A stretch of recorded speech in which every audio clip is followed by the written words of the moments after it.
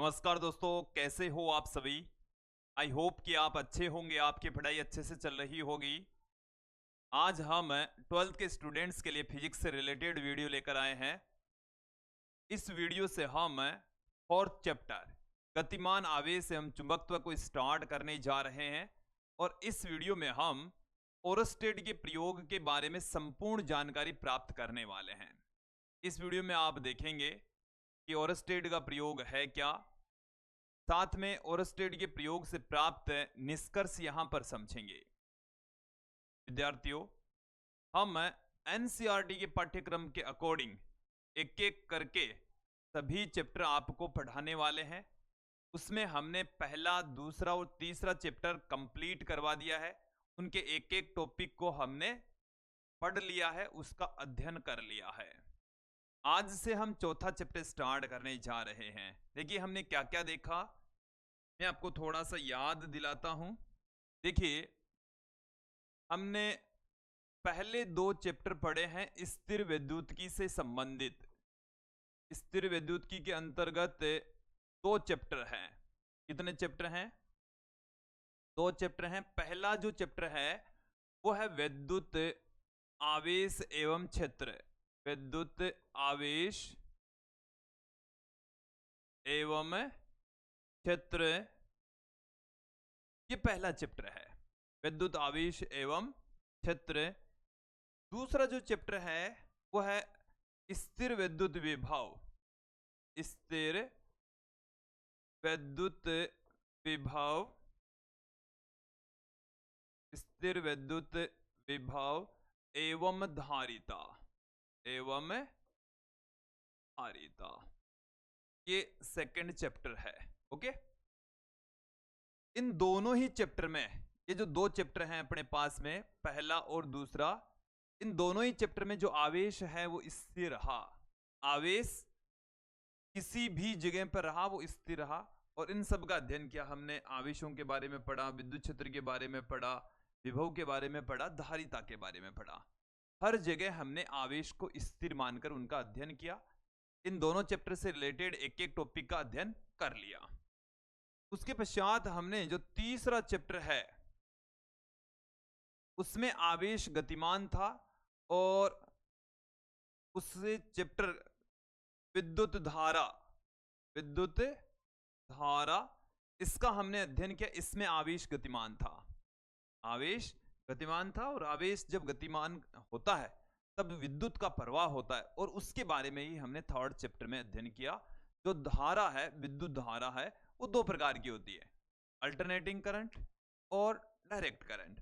तो हमने third chapter में डायरेक्ट करंट के बारे में पढ़ा, दिष्ट धारा के बारे में पढ़ा। एक चैप्टर धारा का और पढ़ने वाले हैं, सातवां चैप्टर प्रत्यावर्ती धारा, अल्टरनेटिंग करंट। ओके, तो यहां पर इस थर्ड चैप्टर में हमने दिष्ट धारा का अध्ययन किया। एक एक करके सभी टॉपिक्स हमने पढ़ लिए। और यदि आपको पहले, दूसरे, तीसरे चैप्टर से रिलेटेड कोई भी टॉपिक समझना हो तो आप हमारे YouTube पर जाइए, प्लेलिस्ट में देखिए। नए सेशन के इस साल के हमने नए सिरे से वीडियो तैयार किए हैं। एक एक टॉपिक को हमने पढ़ाया है, वहां पर जाकर आप देख सकते हैं, समझ सकते हैं। अब हम देखिए यहां पर दोनों चैप्टर में आवेश स्थिर था, यहां पर आवेश गतिमान हो गया और उससे गति के कारण से जो धारा प्रवाहित हुई उसका अध्ययन किया। अब हम आवेश तो गति कर रहा है, आवेश तो गति कर रहा है। देखिए क्या है अपना चैप्टर, गतिमान आवेश एवं चुंबकत्व है। तो जब आवेश गति करता है, आवेश गति करता है तो जो चुंबकीय क्षेत्र उत्पन्न होता है, जो मैग्नेटिज्म क्रिएट होता है, उसके बारे में इस पूरे चैप्टर में पढ़ने वाले हैं। हम इस पूरे चैप्टर में यही पढ़ने वाले हैं कि जब आवेश गति करता है तो वहां पर चुंबकीय क्षेत्र उत्पन्न होता है। क्या उत्पन्न होता है? चुंबकीय क्षेत्र उत्पन्न होता है। और उसी के बारे में पूरे चैप्टर के अंदर हम अध्ययन करने वाले हैं। ओके, तो ये हमारा चैप्टर है चौथा। सबसे पहले हम बात करेंगे विद्युत धारा का चुंबकीय प्रभाव है क्या। तो विद्यार्थियों, मैं आपको क्लियर कर दूं कि जब किसी चालक से विद्युत का प्रवाह होता है तो उसके चारों ओर एक क्षेत्र उत्पन्न हो जाता है जिसे हम चुंबकीय क्षेत्र कहते हैं। देखो मैं आपको क्लियर कर दूं कि जब आवेश स्थिर अवस्था में होता है तब वो विद्युत क्षेत्र उत्पन्न करता है, और जब आवेश गतिमान होता है तो विद्युत क्षेत्र के साथ में चुंबकीय क्षेत्र भी उत्पन्न करेगा। कौन सा क्षेत्र उत्पन्न करेगा? चुंबकीय क्षेत्र उत्पन्न करेगा। तो स्थिर आवेश के द्वारा कौन से क्षेत्र उत्पन्न है? स्थिर आवेश द्वारा उत्पन्न क्षेत्र, स्थिर आवेश द्वारा उत्पन्न क्षेत्र। स्थिर आवेश के द्वारा कौन कौन से क्षेत्र उत्पन्न होते हैं? एक तो होता है विद्युत क्षेत्र। क्या उत्पन्न होता है? विद्युत क्षेत्र। ठीक है, स्थिर आवेश के द्वारा केवल विद्युत क्षेत्र उत्पन्न होता है। और जब आवेश गतिमान हो जाए, एक समान वेग से गतिमान, आवेश क्या है? एक समान वेग से गतिमान आवेश द्वारा उत्पन्न क्षेत्र, गतिमान आवेश द्वारा उत्पन्न क्षेत्र, आवेश द्वारा उत्पन्न क्षेत्र। एक समान वेग से आवेश गति कर रहा है और उसके द्वारा जो उत्पन्न क्षेत्र है वो विद्युत क्षेत्र तो होता ही होता है। क्या होता है? विद्युत क्षेत्र। साथ में यहां पर चुंबकीय क्षेत्र भी उत्पन्न हो जाता है। जब आवेश एक समान वेग से गति करे तो विद्युत क्षेत्र के साथ में चुंबकीय क्षेत्र से भी गति करता है। ओके, अब यहां पर एक चीज और क्लियर कर लीजिए कि जब आवेश त्वरित गति करता है, त्वरित आवेश, आवेश कैसी गति करेगा? त्वरित गति करेगा। त्वरित आवेश है वो देखिए क्या क्या उत्पन्न करने वाला है? विद्युत क्षेत्र उत्पन्न करने वाला है, चुंबकीय क्षेत्र उत्पन्न करने वाला है। ये दो तो उत्पन्न करेंगे ही करेंगे, इसके साथ में विद्युत चुंबकीय तरंगें भी उत्पन्न करेगा, इलेक्ट्रोमैग्नेटिक वेव्स उत्पन्न करेगा। क्या उत्पन्न करेगा? इलेक्ट्रोमैग्नेटिक वेव्स यहां पर उत्पन्न करने वाला है। ये आपको समझ आ जाना चाहिए कि कोई भी जो आवेश है उसके चारों ओर एक काल्पनिक क्षेत्र होता है, जो हो सकता है वो विद्युत क्षेत्र हो सकता है वो चुंबकीय क्षेत्र हो। विद्युत क्षेत्र के बारे में हमने विस्तृत जानकारी पहले चैप्टर में पढ़ ली है, और इस चैप्टर में हम धीरे धीरे जैसे जैसे आगे बढ़ेंगे चुंबकीय क्षेत्र के बारे में भी संपूर्ण जानकारी प्राप्त कर लेंगे। ओके, देखो अपना जो टॉपिक है वो है विद्युत धारा, विद्युत धारा का चुंबकीय प्रभाव, विद्युत धारा का चुंबकीय प्रभाव। ये विद्युत धारा का चुंबकीय प्रभाव क्या है कि जब किसी चालक से विद्युत का प्रवाह होता है तो उसके चारों ओर चुंबकीय क्षेत्र उत्पन्न होता है। तो इस घटना को ही हम विद्युत धारा का चुंबकीय प्रभाव कहते हैं। एक बार फिर से सुन लीजिए कि जब किसी चालक से विद्युत का प्रवाह होता है, जब किसी चालक से विद्युत का प्रवाह होता है तो उस चालक के चारों ओर विद्युत क्षेत्र के उत्पन्न हो जाने की घटना को हम क्या कहेंगे? विद्युत धारा का चुंबकीय प्रभाव कहेंगे। विद्युत धारा का चुंबकीय प्रभाव कहा जाएगा। तो देखिए मैं आपके सामने पुट कर रहा हूं डेफिनेशन कि जब किसी चालक से विद्युत का प्रवाह होता है, जब किसी चालक से, जब किसी चालक से विद्युत का प्रवाह होता है, विद्युत का प्रवाह होता है, प्रवाह होता है, तो चालक के चारों ओर, चालक के चारों ओर चुंबकीय क्षेत्र उत्पन्न हो जाने की घटना को, चालक के चारों ओर चुंबकीय क्षेत्र, चुंबकीय क्षेत्र के उत्पन्न हो जाने की घटना को, उत्पन्न हो जाने की घटना को, हो जाने की घटना को हम क्या कहेंगे? विद्युत धारा का चुंबकीय प्रभाव कहेंगे। विद्युत धारा का चुंबकीय प्रभाव कहते हैं, चुंबकीय प्रभाव कहते हैं। ये आपको डेफिनेशन समझ में आ जानी चाहिए, क्लियर हो जानी चाहिए। ओके, ये आपको समझ आ जानी चाहिए। ओके, अब देखो, मैं जैसे यहां पर हमारे पास में ये कोई चालक है, ये हमारे पास में क्या है, मैं एक चालक ले लेता हूं। ये क्या है, हमारे पास में एक चालक है, और इस चालक के अंदर से यहां से धारा बह रही है। कितनी धारा बह रही है, आई धारा का प्रवाह हो रहा है। कितनी धारा का प्रवाह हो रहा है, आई धारा का प्रवाह हो रहा है। तो इसके चारों ओर, इसके चारों ओर एक क्षेत्र उत्पन्न हो जाता है, जिसको हम चुंबकीय क्षेत्र कहते हैं।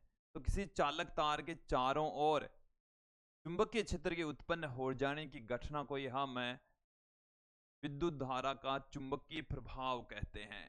क्या कहेंगे, विद्युत धारा का चुंबकीय प्रभाव कहेंगे, विद्युत धारा का चुंबकीय प्रभाव कहा जाएगा। ओके, यहां तक आपको समझ आ जाना चाहिए, क्लियर हो जाना चाहिए। अब आगे बढ़ते हैं, बात करेंगे ओरस्टेड के प्रयोग की। देखिए, ओरस्टेड ने 1820 में ये एक्सपेरिमेंट किया, और इन्होंने सर्वप्रथम ये बताया कि जब किसी चालक से विद्युत का प्रवाह होता है तो उसके चारों ओर चुंबकीय क्षेत्र उत्पन्न होता है। देखिए, मेरी बात को ध्यानपूर्वक सुन लीजिए। इन्होंने अपने प्रयोग के दौरान ये बताया कि जब किसी चालक में से विद्युत का प्रवाह होता, धारा बहती है, तब उसके चारों ओर एक ऐसा क्षेत्र उत्पन्न होता है जिसमें चुंबकीय सुई विक्षेपित हो जाती है, और उसी से यह निष्कर्ष निकला कि एक चुंबकीय क्षेत्र इसके चारों ओर उत्पन्न होता है। एक बार हम प्रयोग को देखेंगे कि कब दिया गया, 1820 में दिया गया। 1820 में यह प्रयोग बताया गया। अब देखो, यहां पर थोड़ी सी लैंग्वेज हमारे को पुट करनी है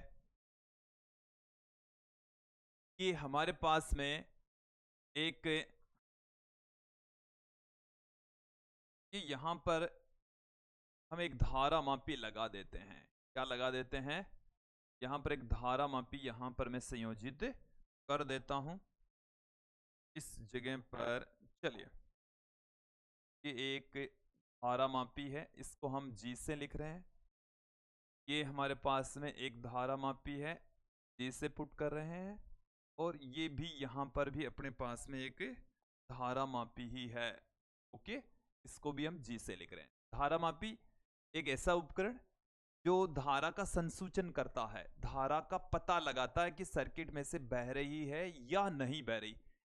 देखिए, धारा का संसूचन करता है, धारा की दिशा भी बताता है, और आजकल ऐसे धारा मापी भी आ गए जो धारा की दिशा संसूचन के अलावा धारा का एग्जैक्ट मान भी बता देते हैं।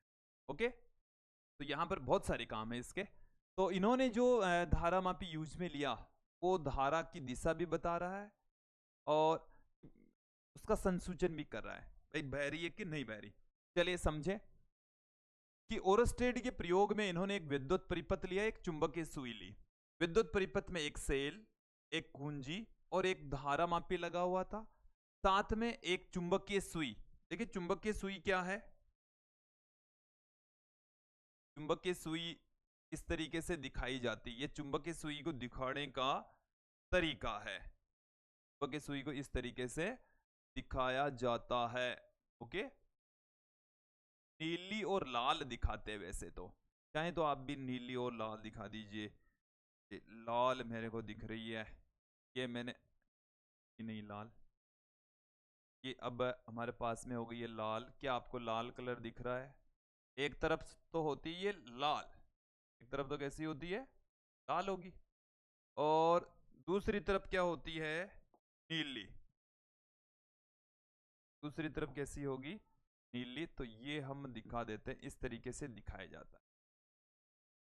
ये हमारे पास में चुंबकीय सुई को दिखाने का तरीका है, और यहां तक आपको क्लियर हो जाना चाहिए। और वैसे तो एक ही कलर से दिखा देते हैं, कोई दिक्कत नहीं होती है, ये आपको समझ में आ जाना चाहिए।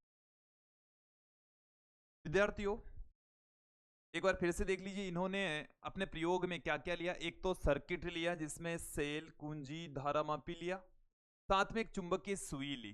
चुंबकीय सुई क्या है? देखिए, एक छोटी सी चुंबक होती है जो कि दिशा को बताती है। उसके अंदर एक्चुअल में ऐसा एक चुंबक होता है इस डिजाइन में, छोटा ही होता है, बट ये हमने खूब बड़ा दिखा दिया। यहां से होती है ये चारों तरफ घूमने के लिए इतनी होती है। देख लीजिए, अंदाजा लगा लीजिए, आपको थोड़ा सा आइडिया हो जाएगा। और कभी मौका मिलेगा तो हम आपको लाइव भी दिखा देंगे। ये जो चुंबकीय सुई है, इसके अंदर एक जो ये वाला सिरा होता है वो नॉर्थ पोल होता है, ये वाला सिरा है वो साउथ पोल होता है। ठीक है, ये नॉर्थ पोल और ये साउथ पोल, और ये चारों तरफ घूमने के लिए स्वतंत्र होती है। अब देखें आप, ये जो चुंबकीय सुई है उसको दिखाने का तरीका ये है, इस तरीके से रिप्रेजेंट करते हैं। इन्होंने ये लिया एक्सपेरिमेंट में।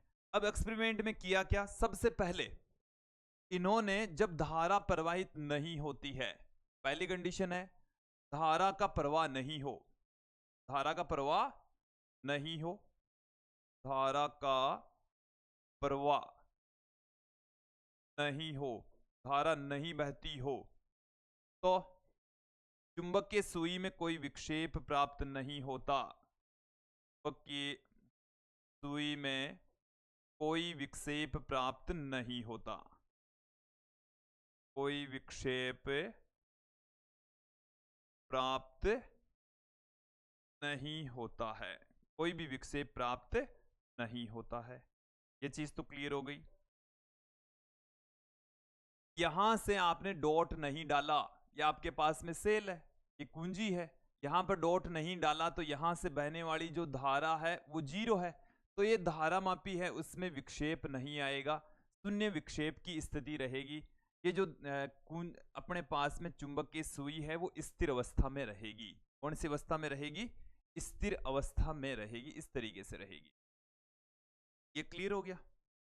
अब दूसरी वाली स्थिति में इन्होंने क्या किया कि जो अपने पास में चुंबकीय विद्युत परिपथ है, इसके अंदर से डॉट लगा दी। डॉट लगाते ही सर्किट में से विद्युत का प्रवाह होने लग गया, धारा का प्रवाह होने लग गया। धारा इधर से बह रही है, इस डायरेक्शन में बह रही है, तो यहां से जब धारा बहेगी, धारा बह रही है, हमने इस डायरेक्शन में विद्युत का प्रवाह करवाया, एक डायरेक्शन में धारा बह रही है। तो देखो, दोनों चीजें समझनी है यहां पर कि यहां से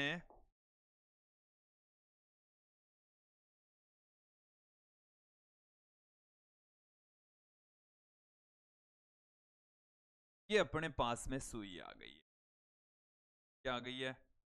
सुई। और इसको मैं थोड़ा सा घुमा लेता हूं, ठीक है। एक और क्लोन बना लेते हैं इसका। हाँ, बन रहा है अभी। चलिए, इसको ले जाता हूं मैं यहां पर और इसको घुमाऊंगा मैं इधर।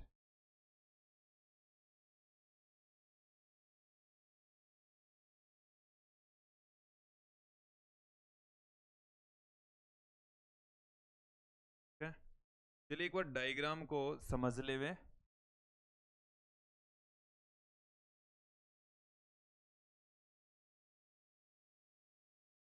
ठीक है,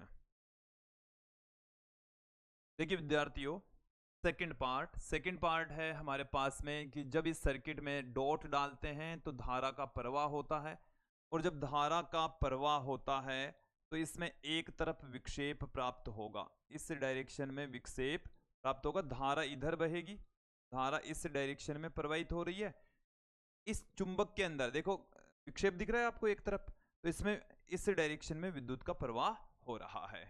ओके, अब क्या है कि इसका मतलब ये हुआ कि जब सर्किट में से धारा का प्रवाह होता है तो चुंबक के सुई में विक्षेप प्राप्त होता है। जब परिपथ से धारा प्रवाहित होती है, परिपथ से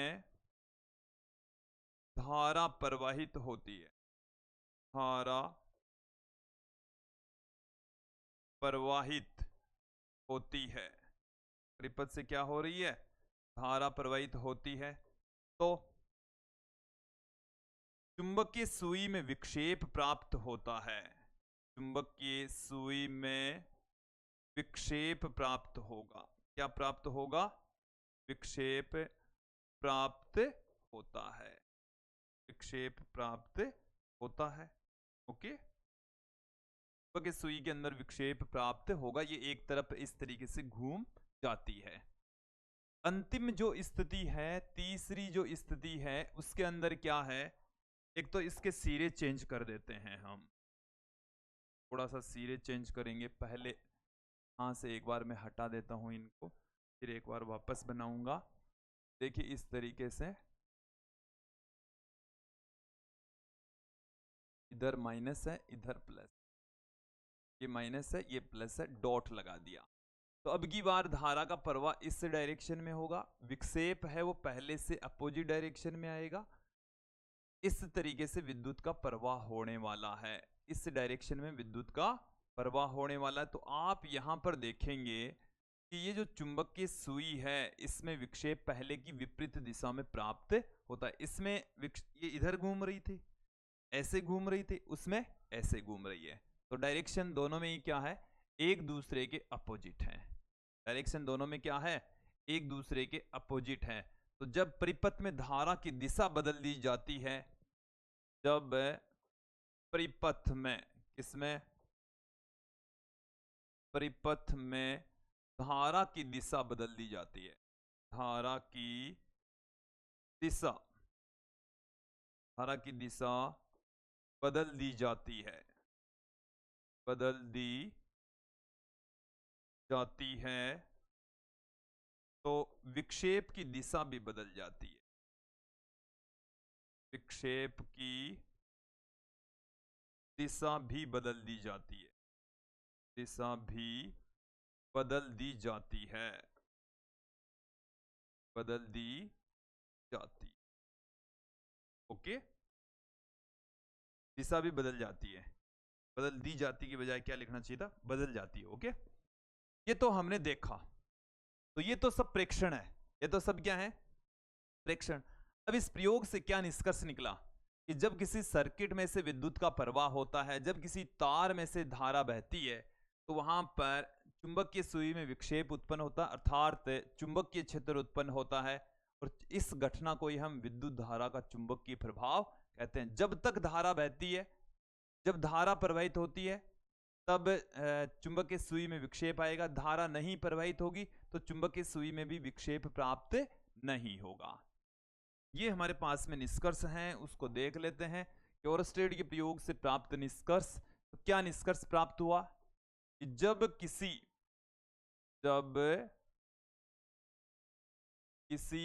चालक से विद्युत का प्रवाह होता है, चालक से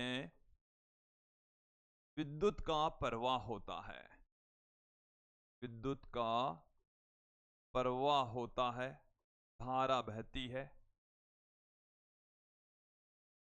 प्रवाह होता है, तो उसके पास रखी चुंबकीय सुई में विक्षेप प्राप्त होता है। के पास रखी, के पास रखी चुंबकीय सुई में विक्षेप प्राप्त होता है। चुंबकीय सुई में विक्षेप प्राप्त होता है। क्या प्राप्त होगा? विक्षेप प्राप्त होता है। ठीक है, इसका मतलब क्या हुआ? इसका मतलब क्या हुआ भाई? इसका मतलब यह हुआ कि जब किसी चालक से धारा प्रवाहित होती है, तो इस चुंबकीय सुई में विक्षेप लाने वाला काम कौन कर रहा है? चुंबकीय क्षेत्र कर रहा है। जब किसी चालक से धारा प्रवाहित होती है तो उसके चारों ओर चुंबकीय क्षेत्र उत्पन्न होता है। इसका निष्कर्ष यही निकला, इसका अर्थ यही है। अर्थात जब किसी चालक से धारा प्रवाहित होती है,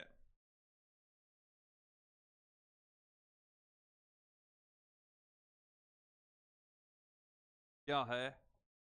जब किसी चालक से, जब किसी चालक से धारा प्रवाहित होती है, जब किसी चालक से विद्युत का प्रवाह होता है, विद्युत का प्रवाह होता है, प्रवाह होता है, तो चालक के चारों ओर चुंबकीय क्षेत्र उत्पन्न हो जाता है। चालक के चारों ओर चुंबकीय क्षेत्र उत्पन्न हो जाता है। चुंबकीय क्षेत्र उत्पन्न हो जाता है। चारों ओर चुंबकीय क्षेत्र उत्पन्न हो जाता है। ओके, और इसी को ही हम क्या कहते हैं? विद्युत धारा का चुंबकीय प्रभाव।